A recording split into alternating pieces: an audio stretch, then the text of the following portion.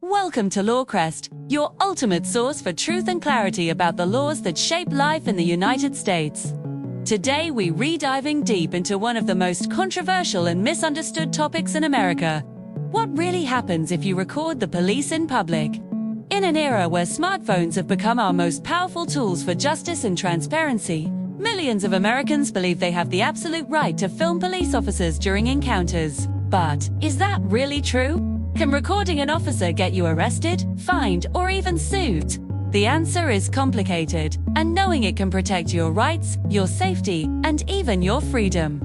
In the United States, the First Amendment protects freedom of speech and the press, which courts have interpreted to include the right to record public officials, like police officers performing their duties in public spaces. This means that if you're standing in a public place such as a sidewalk, park, or street, you generally have the constitutional right to record law enforcement officers, as long as you are not interfering with their work. However, this right isn't absolute. States have different laws on privacy and consent, and in some places, recording audio without permission may violate wiretapping or eavesdropping laws. For instance, in two-party consent states such as California, Pennsylvania, or Florida, it's illegal to record someone's private conversation without everyone's consent. But when police officers are acting in public, where there's no reasonable expectation of privacy, most courts have ruled that you can record them without asking. The key difference comes down to where you're recording and how you're doing it. If you're simply standing nearby and quietly filming, that's legal.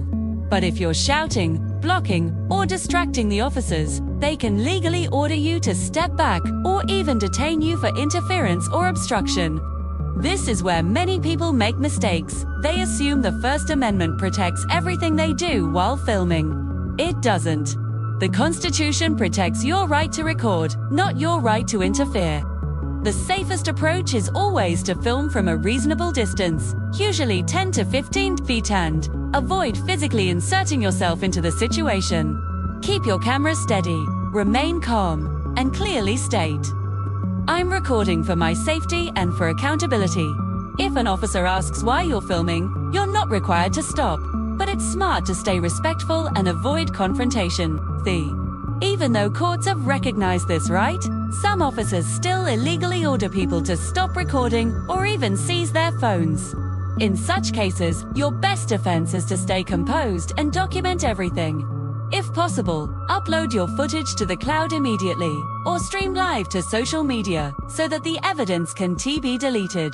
The Supreme Court hasn't yet issued a final nationwide ruling specifically about recording police, but nearly every federal appeals court has ruled that the First Amendment covers it.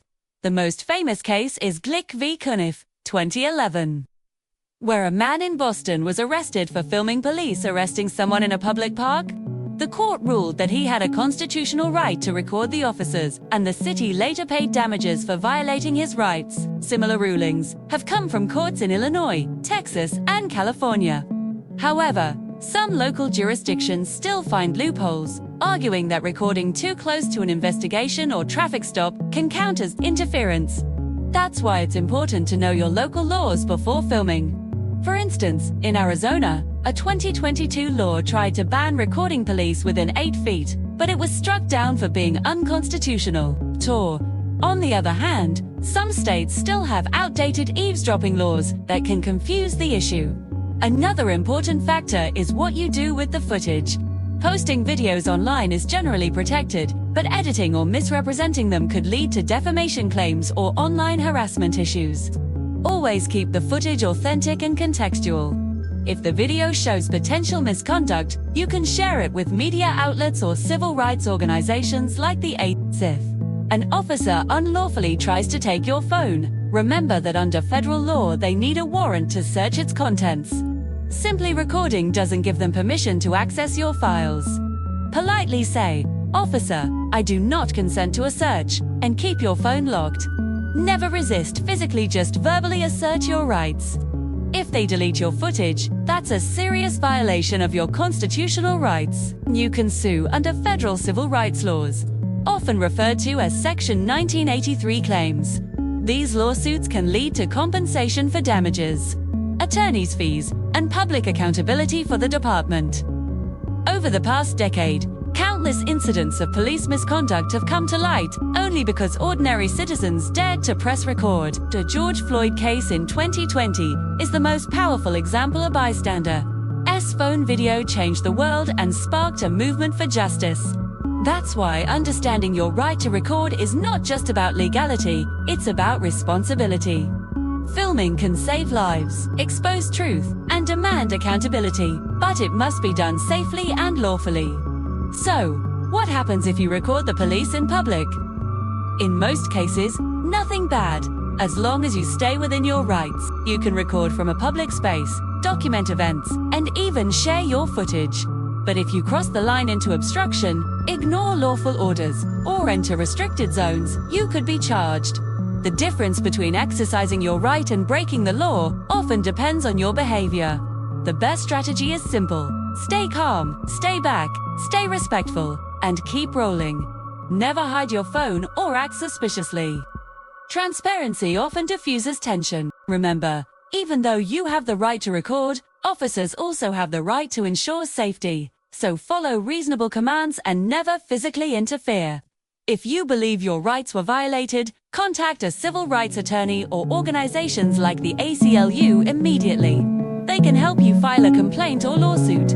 Always save backups of your videos and note details like badge numbers, time, and location. Document everything. It can make or break your case. Technology has given citizens the power to hold authority accountable, but power comes with knowledge. Before you record, know your rights, know the risks, and know the laws in your state. Because one small mistake could turn a moment of justice into a legal nightmare. So, next time you see flashing lights, remember, filming isn't a crime, it's a right.